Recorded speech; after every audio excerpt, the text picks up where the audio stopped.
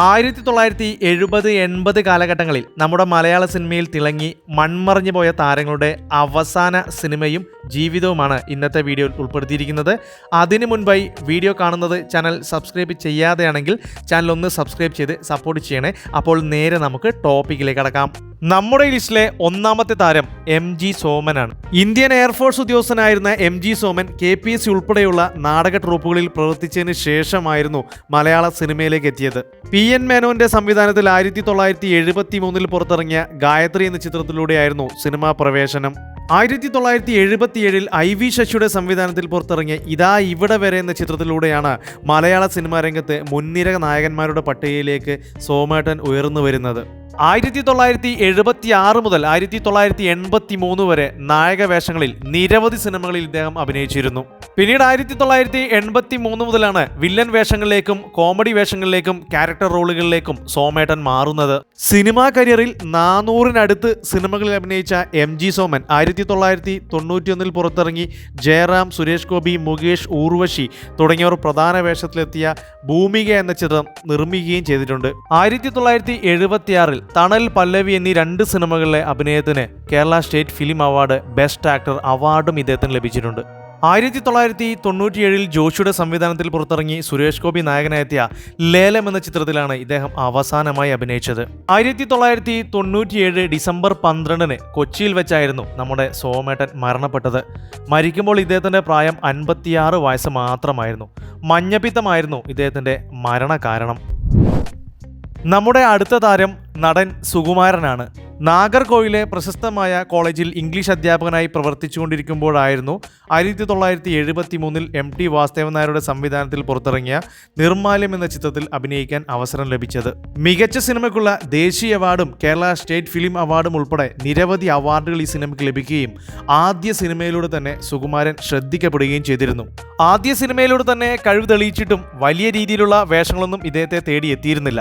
ഏതാനും ചില ചിത്രങ്ങളിൽ അഭിനയിച്ചിരുന്നു. പക്ഷേ ഇദ്ദേഹം ടീച്ചിങ് പ്രൊഫഷനിലേക്ക് തന്നെ തിരിച്ചു പോകാനുള്ള ശ്രമത്തിലായിരുന്നു. അങ്ങനെ ഇരിക്കെയാണ് 1977 പുറത്തിറങ്ങിയ ശംഖുപുഷ്പം എന്ന ചിത്രത്തിലൂടെ മലയാള സിനിമയിൽ ഇദ്ദേഹത്തിനൊരു ബ്രേക്ക് ലഭിക്കുന്നതും മുൻനിര നായകന്മാരുടെ ലിസ്റ്റിലേക്ക് ഉയരുന്നതും. പിന്നീട് 1985 വരെ നായകനായും ഉപനായകനായും നിരവധി സിനിമകളിൽ ഇദ്ദേഹം അഭിനയിച്ചു.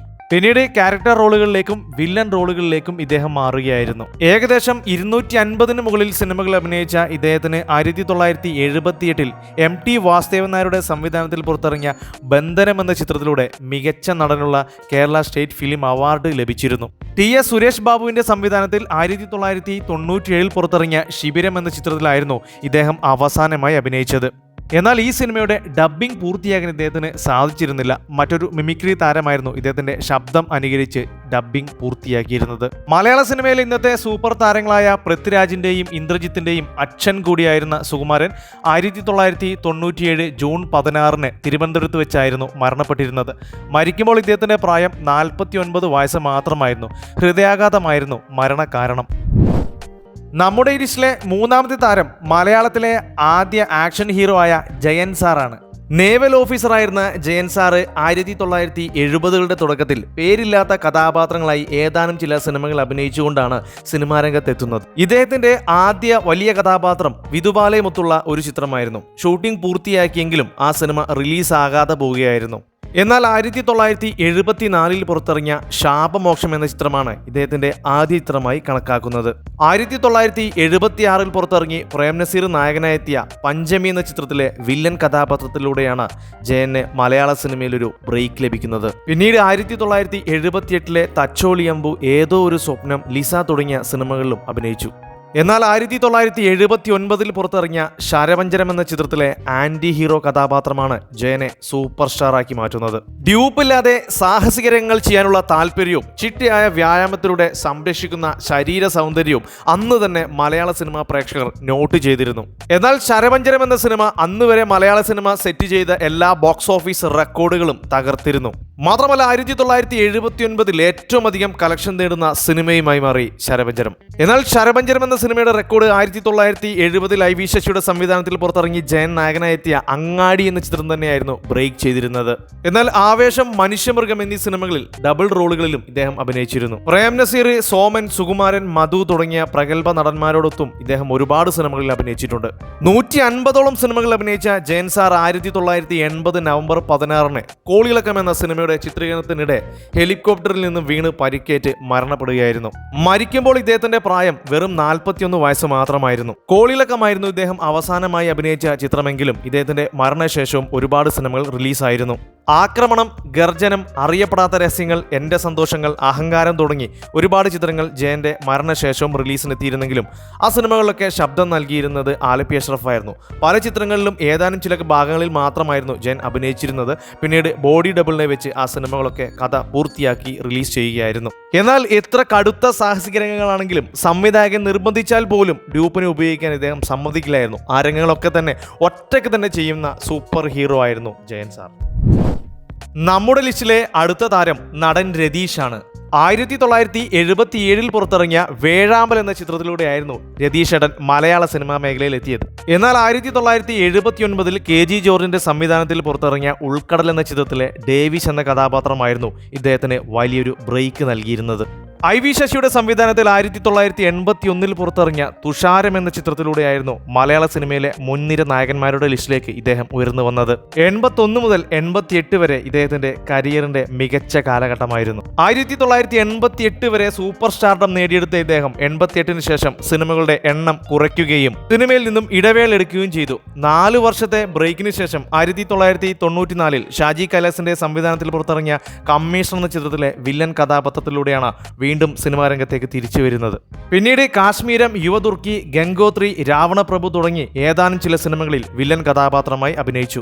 158ഓളം സിനിമകൾ അഭിനയിച്ച രതീഷ് ഏട്ടൻ 3 തമിഴ് സിനിമകളിൽ അഭിനയിക്കുകയും അയ്യർ ദി ഗ്രേറ്റ്, ചക്കിക്കൊത്ത ശങ്കരൻ, റിവഞ്ച് തുടങ്ങി 5ഓളം സിനിമകൾ നിർമ്മിക്കുകയും ചെയ്തിട്ടുണ്ട്. കൂടാതെ വേനൽ മഴ, അന്ന തുടങ്ങിയ TV സീരിയലുകളിലും അഭിനയിച്ചിരുന്നു. 2022 ജൂൺ 27 പുറത്തിറങ്ങിയ ശിവം എന്ന ചിത്രമായിരുന്നു ഇദ്ദേഹത്തിൻ്റെതായി അവസാനമായി റിലീസായ ചിത്രം.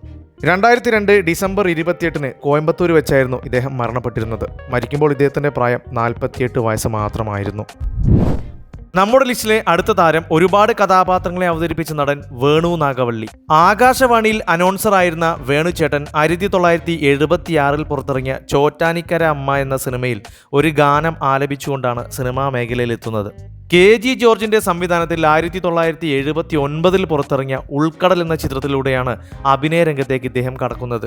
പിന്നീട് ശാലിനി എന്റെ കൂട്ടുകാരി, മീനമാസത്തിലെ സൂര്യൻ, പക്ഷേ, ചില്ലി തുടങ്ങിയ സിനിമകളിലൂടെ അഭിനയ രംഗത്ത് ഇദ്ദേഹം വളർന്നു വരികയായിരുന്നു. പിന്നീട് ഏകദേശം 50 മുകളിൽ സിനിമകളിൽ ഇദ്ദേഹം അഭിനയിച്ചിട്ടുണ്ട്. 1986 പുറത്തിറങ്ങി മോഹൻലാൽ, ഊർവശി, ശങ്കർ, ജഗതി ശ്രീകുമാർ, ഗീത തുടങ്ങിയവർ പ്രധാന വേഷത്തിലെത്തിയ സുഗമോ ദേവി എന്ന ചിത്രം സംവിധാനം ചെയ്തുകൊണ്ടാണ് വേണു നാഗവള്ളി സിനിമ സംവിധാന രംഗത്തേക്ക് കടക്കുന്നത്. പിന്നീട് രക്തസാക്ഷികൾ, സിന്ദാബാദ്, ഏയ് ഓട്ടോ, ആയിരപ്പറ, ലാൽ സലാം തുടങ്ങി 12ഓളം സിനിമകൾ ഇദ്ദേഹം സംവിധാനം ചെയ്തിട്ടുണ്ട്.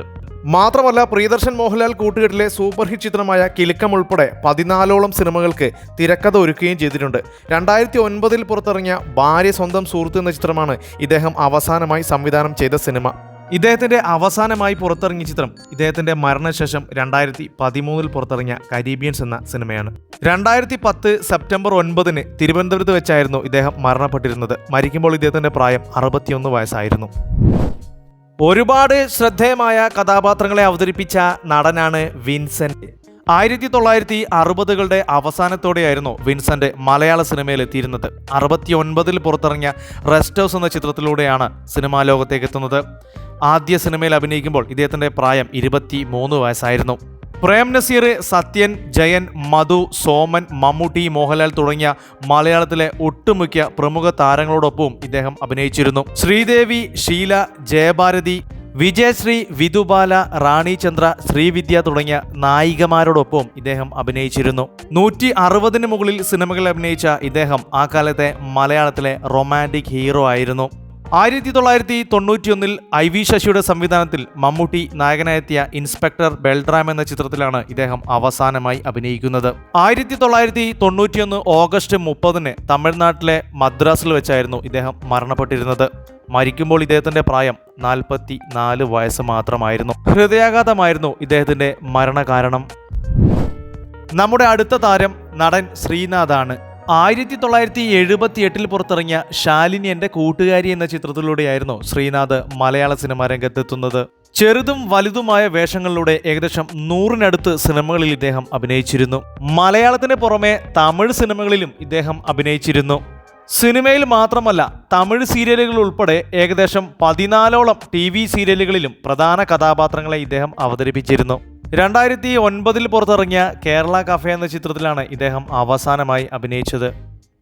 ഏപ്രിൽ 23, 2010 ഇദ്ദേഹം മരണപ്പെട്ടത്. ഷിക്കാർ എന്ന സിനിമയിൽ അഭിനയിക്കുന്നതിന് വേണ്ടി കോതമംഗലത്തെത്തിയ ഇദ്ദേഹം ഹോട്ടൽ മുറിയിൽ ഞരമ്പ് മുറിക്കപ്പെട്ട രീതിയിൽ കാണുകയായിരുന്നു. മരിക്കുമ്പോൾ ഇദ്ദേഹത്തിൻ്റെ പ്രായം 53 വയസ്സായിരുന്നു. പഴയ തലമുറയിൽപ്പെട്ട താരങ്ങളെ പുതിയ തലമുറയിൽപ്പെട്ടവർക്ക് കൂടുതൽ പരിചയപ്പെടുത്തുക എന്നതാണ് ഈ വീഡിയോയുടെ ഉദ്ദേശം. അപ്പോൾ ഇത്രയും താരങ്ങളെയാണ് ഇന്നത്തെ ലിസ്റ്റിൽ ഉൾപ്പെടുത്തിയിരിക്കുന്നത്. വീഡിയോ ഇഷ്ടപ്പെടുകയാണെങ്കിൽ ചാനൽ സബ്സ്ക്രൈബ് ചെയ്ത് സപ്പോർട്ട് ചെയ്യാൻ മറക്കരുത്. മറ്റൊരു വീഡിയോയുമായി വീണ്ടും കാണാം. Thank you for watching only for cinema.